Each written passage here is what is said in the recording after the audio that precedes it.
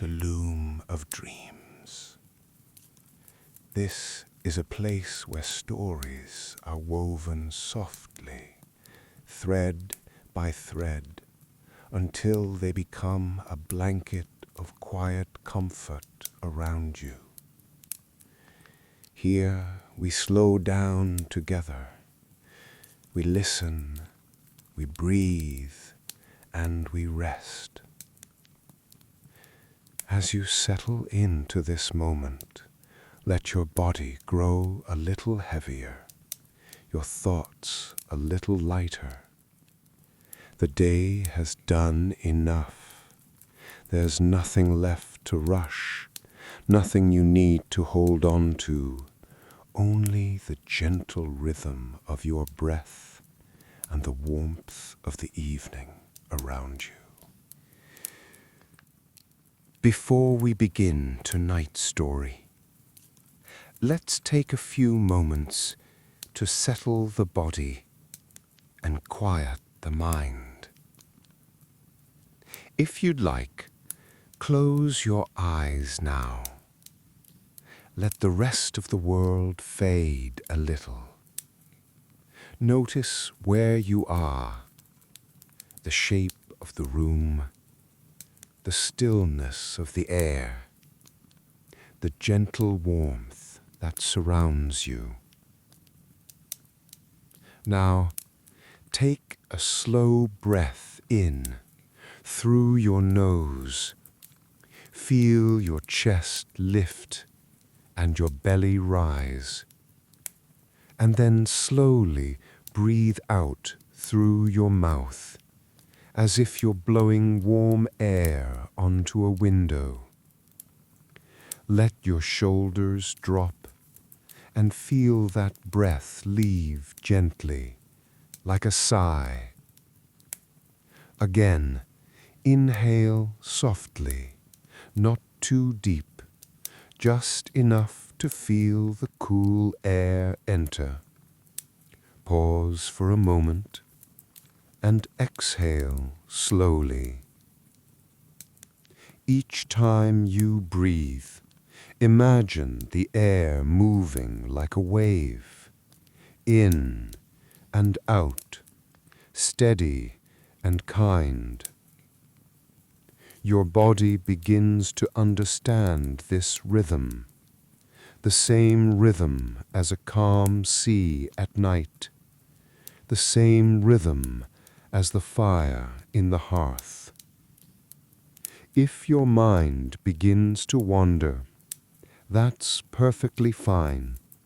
Just notice it and bring it back to your breath, back to the sound of the fire, back to the quiet in your room.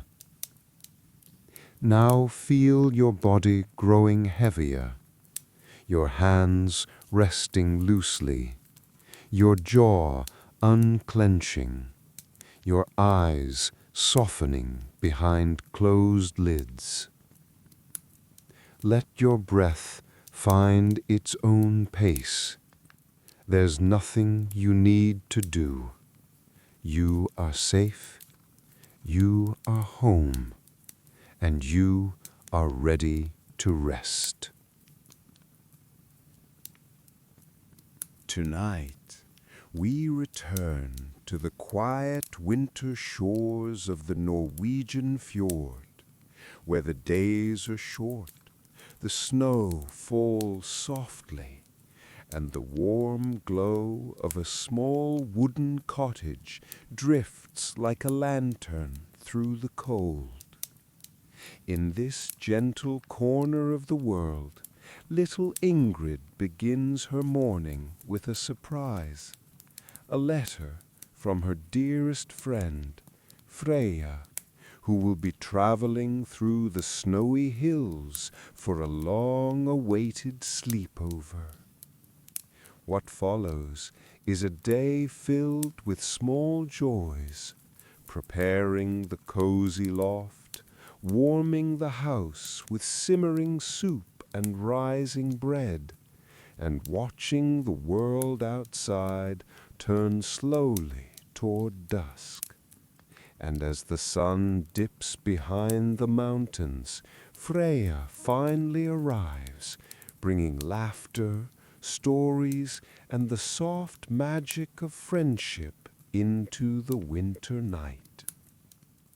Together, the girls share warm baths, craft little yarn animals by the fire, read stories under thick quilts, and drift into sleep as snow gathers quietly on the roof above them.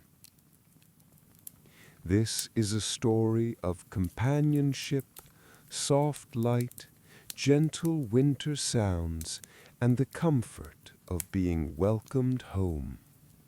So settle in, find a warm place to rest, and let the peaceful rhythm of the fjord carry you into sleep.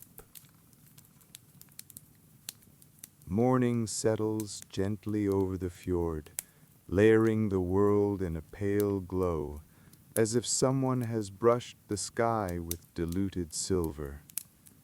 Fresh snow lies peacefully across the hillside, smoothing every sharp line into curves that look soft enough to touch.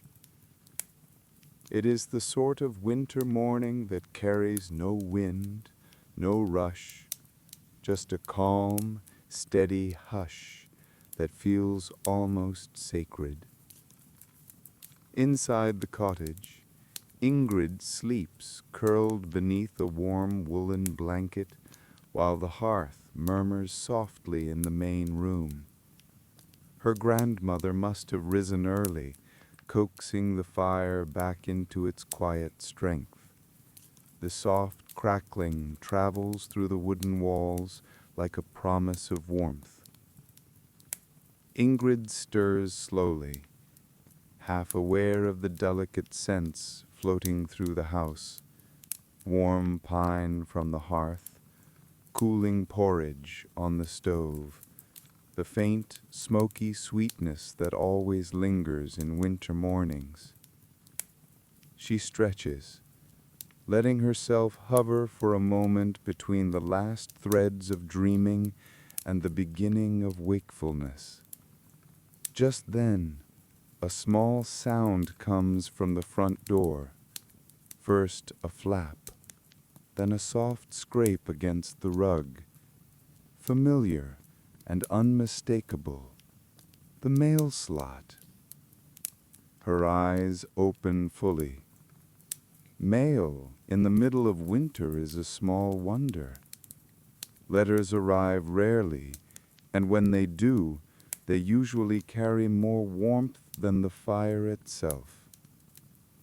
She slips from bed, her knitted socks whispering across the floor as she hurries to the door. A pale blue envelope waits on the rug, touched along the edges by tiny snow crystals that melt the moment she picks it up. Her name is written on the front, and the handwriting is one she would recognize anywhere. Freja, her best friend. A sudden flutter of excitement fills her chest. She opens the envelope carefully and pulls out a small card, decorated with stars and swirls drawn in colored pencil. The words inside make her smile immediately. Mama says I can visit your cottage this weekend. Could we have a sleepover? I miss you. I'll arrive just before sunset. Save me a place by the fire. Love, Freja. She presses the card to her heart, her toes curling with joy. A sleepover with Freja, her very first. She imagines all the things they might do. Whisper stories under blankets, weave little yarn animals, sip hot drinks by the fire, watch snow fall through the window, maybe even share secrets they've saved just for each other. Her grandmother hears her small burst of happiness and calls from the kitchen. "What has you dancing about so early, little star?" Ingrid holds the letter tight, nearly skips into the kitchen. "Gran, Freja is coming today. She'll be here before the sun goes down." Her grandmother's eyes sparkle. "Well, that's wonderful news. Then we should make the house as cozy as a winter nest." Ingrid nods eagerly, the day already shaping itself into something magical. The morning fills with soft activity. After a simple breakfast of warm porridge and honey, Ingrid steps outside to breathe in the crisp air. The cold greets her with pink cheeks and a tingling nose, but she doesn't mind. The world looks beautiful, quiet, bright, and touched by the early daylight in a way that feels hopeful. She sweeps the fresh snow from the front step, imagining Freja walking up these very boards later today. Next, she collects a basket of firewood from the neatly stacked pile beside the cottage. Each log carries the scent of pine and resin. She brings them inside, building a tidy pile by the hearth. Her grandmother watches her from the rocking chair, knitting needles clicking in their familiar rhythm. "Someone is excited?" she remarks with a loving grin. "I want everything to be perfect for Freja." Together, they sweep the floors, plump the sofa cushions, and arrange blankets neatly across the back of the couch. Ingrid places a small vase of dried winter flowers on the table. A simple arrangement of lavender, pine sprigs, and a tuft of heather that still holds a whisper of purple. Gran lights a pair of beeswax candles, their soft golden flames bringing a gentle glow to the room. Then they move to the sleeping alcove where Freja will stay. Ingrid chooses fresh linens, shaking them out so they fall smooth and crisp over the mattress. She adds 2 woolen blankets, folded neatly, and places a little embroidered pillow at the head of the bed. It's cozy, welcoming, and filled with a quiet, careful love. By midday, the cottage feels ready. Everything is clean, warm, and touched by small gestures meant just for her friend. Ingrid feels a pleasant buzz under her skin when she thinks of Freja stepping inside and seeing it all. The afternoon drifts by slowly, as winter afternoons often do. The sky shifts to a muted gold, then softens again to pearl gray. Ingrid tries to distract herself with small tasks, but she keeps wandering back to the window. The long, snowy path leading to the cottage seems to stretch further with every passing minute. Even the quiet seems to hold its breath with her. Gran chuckles each time Ingrid returns to the same spot. "Still an hour or 2, my dear," she reminds her. "Visitors always arrive faster when we're not staring out the window." To fill the time, Ingrid decides to bake soft bread rolls. She mixes flour, yeast, warm milk, and a touch of butter in a wooden bowl. Her grandmother joins her, helping knead the dough. The rhythmic motion is soothing. Press, fold, turn. Like a soft heartbeat guiding the air in the room. When the rolls are shaped and resting near the fire, Ingrid starts preparing vegetable soup. Carrots, potatoes, parsnips, and celery go into the pot, along with herbs ground-dried during the fall. The soup soon begins to simmer gently, filling the cottage with a rich, comforting aroma. As she stirs the pot, Ingrid imagines how Freja will react when she steps inside. She hopes her friend will feel the warmth right away, not just from the fire, but from being wanted, welcomed, awaited. By late afternoon, the sky begins to blush with early winter sunset. The snow outside catches the golden light, reflecting it in soft glimmers. The shadows stretch long and blue across the ground, giving the moment a dreamy, almost enchanted feel. Then, just as Ingrid leans closer to the window, she sees movement. A figure approaches along the path, small, bundled, and carrying a little satchel. A thrill shoots through her. "She's here!" Ingrid exclaims, already rushing to the door. Her grandmother nods, her face warm with shared excitement. "Go on, go greet your friend."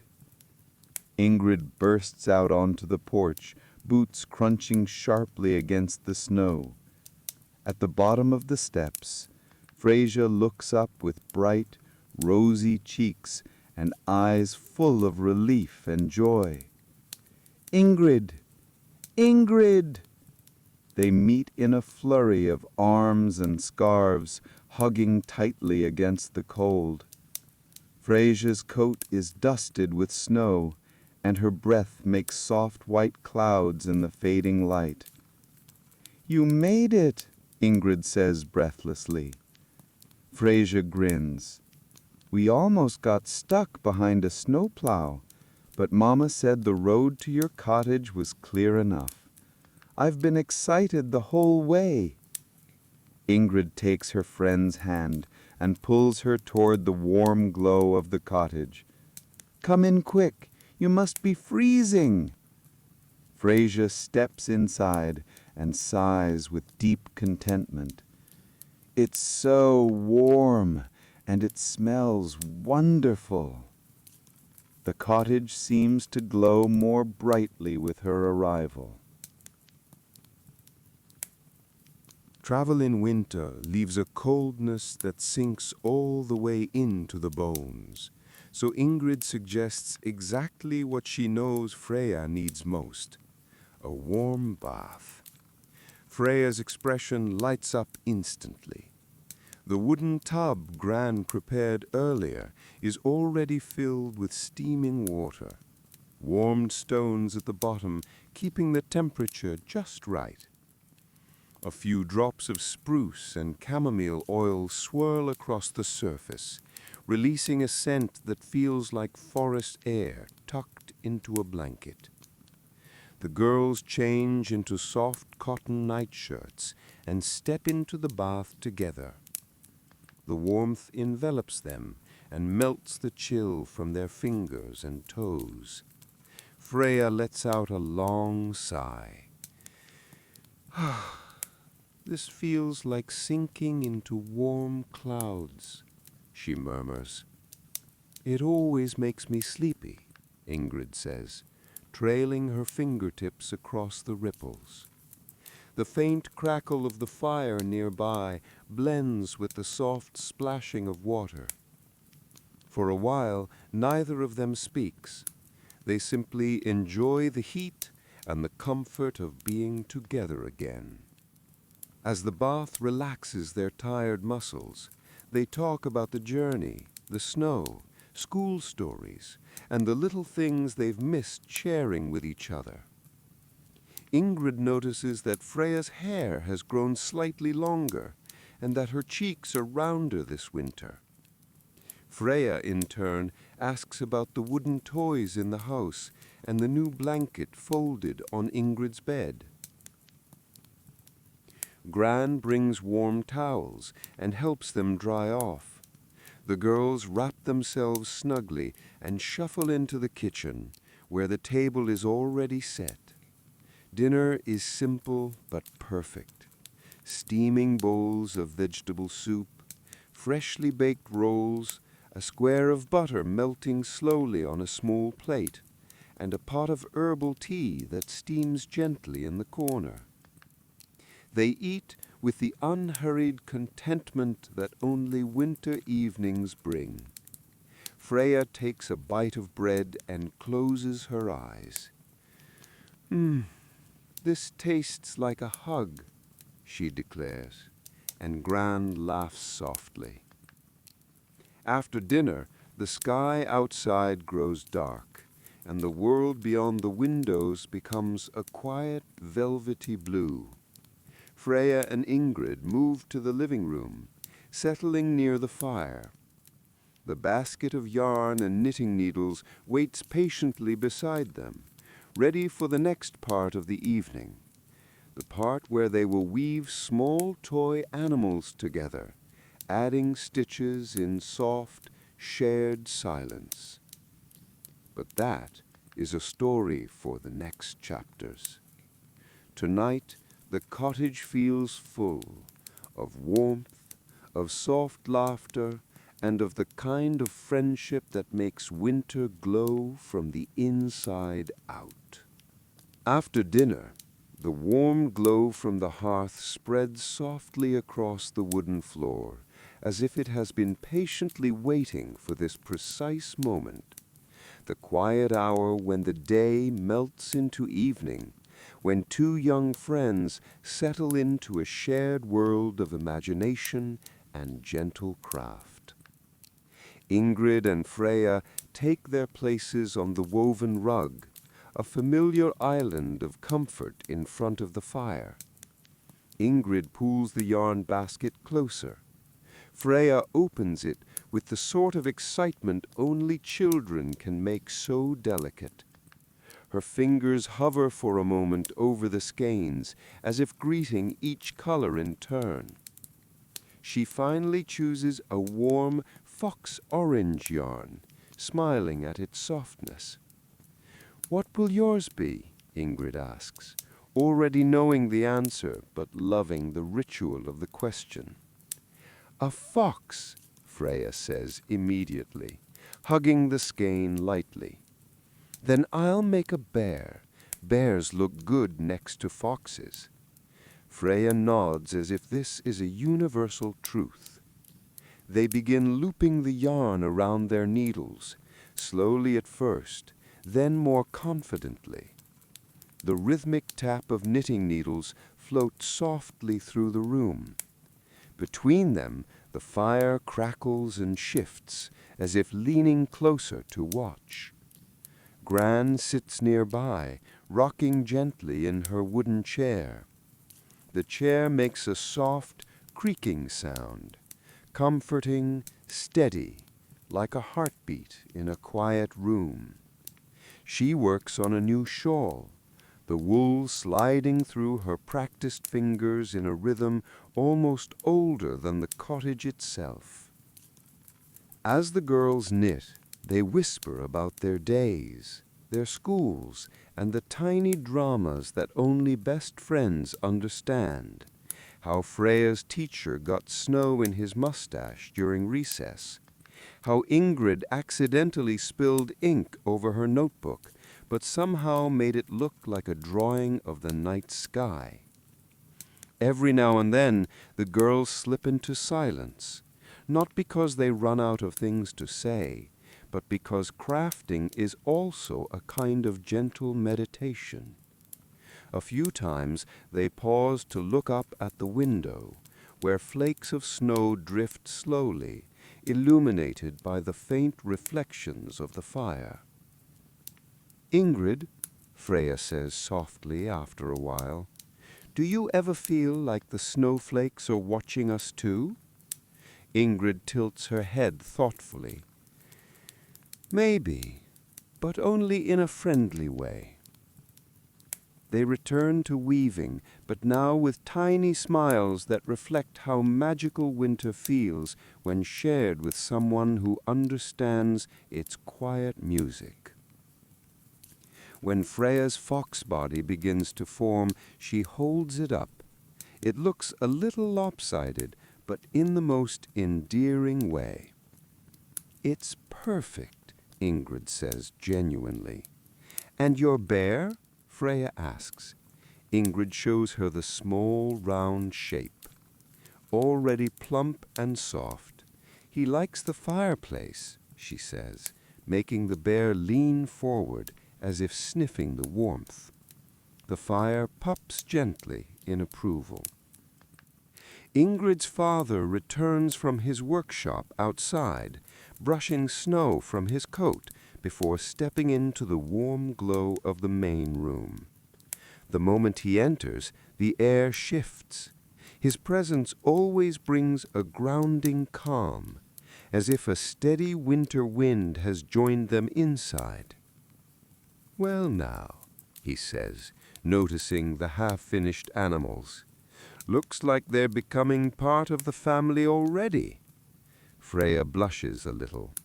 She has always admired how gentle Ingrid's father is, how his voice sounds like it carries pieces of the fjord in it, steady, deep, shaped by wind and water.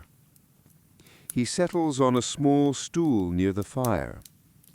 "Did I ever tell you girls about the fox I saw last winter? The clever one with a white-tipped tail that liked to follow my footprints?" "No," the girls say in unison, eyes widening. He begins the tale, weaving into his voice the same slow, soothing cadence he uses when repairing nets or carving driftwood. The story drifts through the room like warm steam. How the fox appeared silently on a snowy ridge. How it kept its distance but never left completely. How its eyes reflected the strange intelligence of winter creatures that know more than they show. The girls sip warm milk with honey as they listen. Their heads rest on their arms. The fire's glow softens. Even Gran, still knitting, slows her rocking to match the rhythm of the story. When Ingrid's father finishes, Gran adds her own tale, one older than the cottage. She speaks of forest spirits, of tiny protectors that bloom from the first frost on pine needles, of how they appear only to children who carry gentle hearts. Freya's imagination shines through her eyes like tiny lanterns. "Do they really exist?" she whispers. Gran's smile is soft and unreadable. "Some things are truer than truth, even if we can't see them."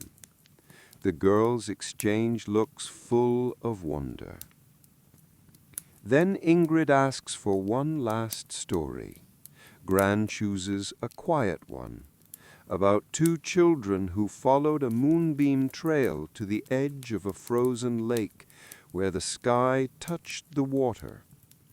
Her voice lowers gently as she describes how the stars reflected so clearly in the ice that it was impossible to know where sky ended and lake began. By the end of the tale, the girls' eyelids flutter with sleepiness.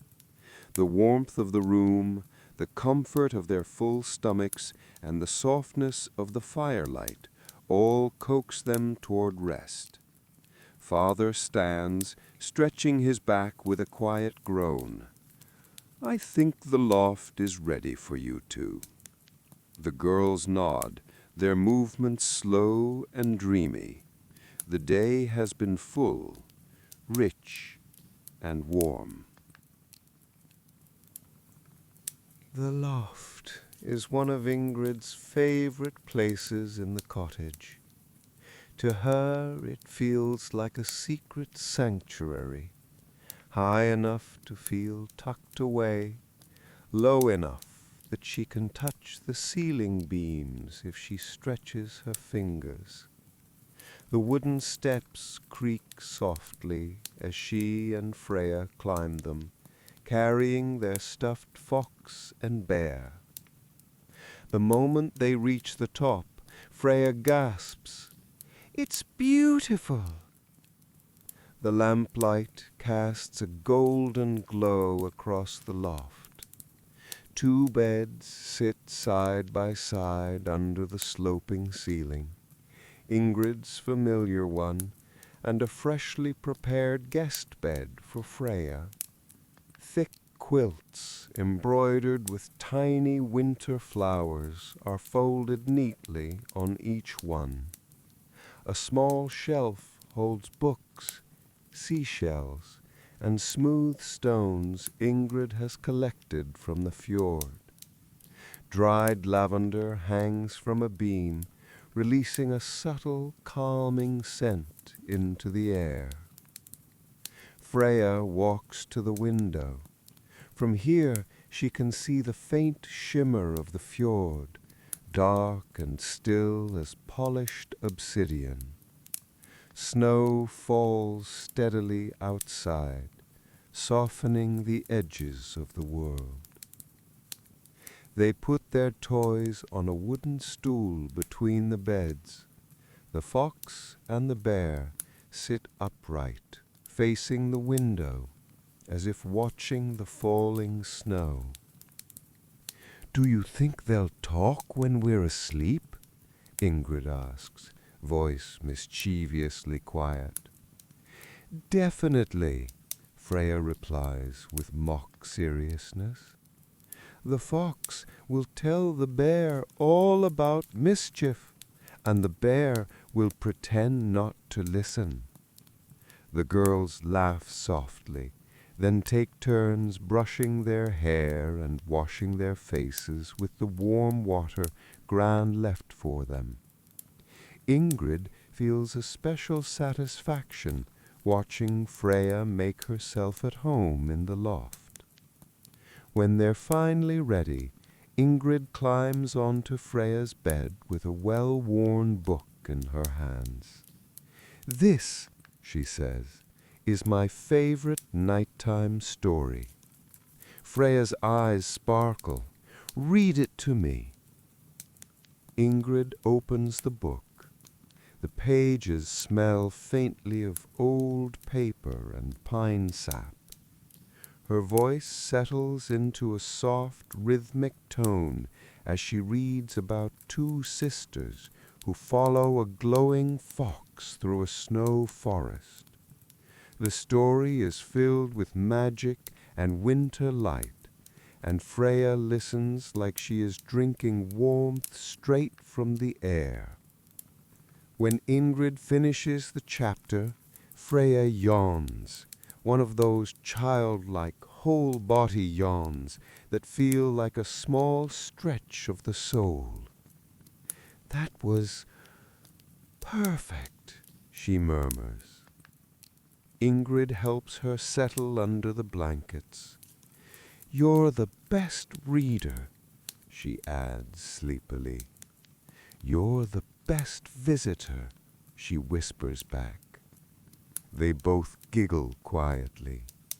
Then Ingrid returns to her own bed, sliding beneath the quilt. The wool is warm from the fire below, and she snuggles deeper until only her nose peeks out. The loft quiets, the cottage quiets. The night gathers gently around them like a soft cloak being draped over a pair of tired shoulders. The cottage enters its nighttime rhythm, a slow, steady hum of warmth and rest. Downstairs, Ingrid's father places the last log into the hearth, watching as the flames curl around it, glow bright, then soften into orange embers. He stands for a moment, listening to the gentle breathing of the house. Winter homes know how to breathe, he often says. They expand in warmth and settle into quiet. Gran tidies her knitting basket, folds her shawl, and blows out but one lamp. The single remaining glow flickers softly, painting the walls in amber shapes that sway like dream shadows. In the loft, the girls are already sinking deep into sleep. Their breathing is slow, even, and synchronized, as if their dreams have found the same path. Freja's hand has slipped from under her blanket and rests on the stool, her fingertips just touching her fox. Ingrid sleeps on her back, one strand of hair falling across her cheek. Outside, the night continues to snow. Thick flakes drift down soundlessly, settling on the roof, the windowsill, and the fence by the path. Every few minutes, the wind shifts just enough to shake loose a small puff of frost from an overburdened tree branch. The fjord lies in a deep winter slumber. Its surface is dark but calm, with a thin ribbon of frozen reflection along the shore. Faint lights flicker from distant cottages on the opposite hillside, each one a tiny island of warmth. Inside, the cottage makes its small nighttime noises, a soft click of cooling wood, the gentle settling of the rafters, the quiet sigh of the embers, the occasional sleepy murmur from one of the girls. A few hours into the night, something magical happens, not loudly, not visibly, but in the quiet shift of atmosphere that winter nights sometimes bring. A ribbon of pale green light unfurls across the sky.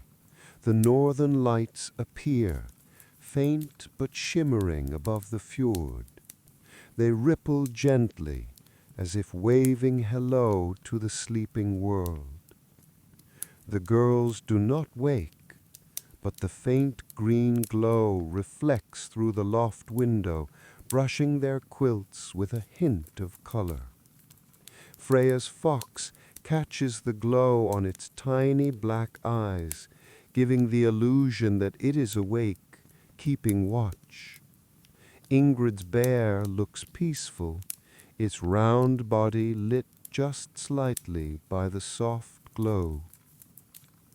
Hours pass slowly, the kind of hours that feel like they belong only to winter, deep, comforting, as though the world has paused all its noise so the night can rest properly.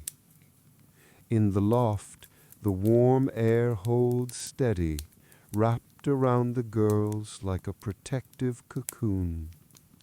Toward early dawn, the northern lights fade, replaced by the faintest suggestion of morning blue.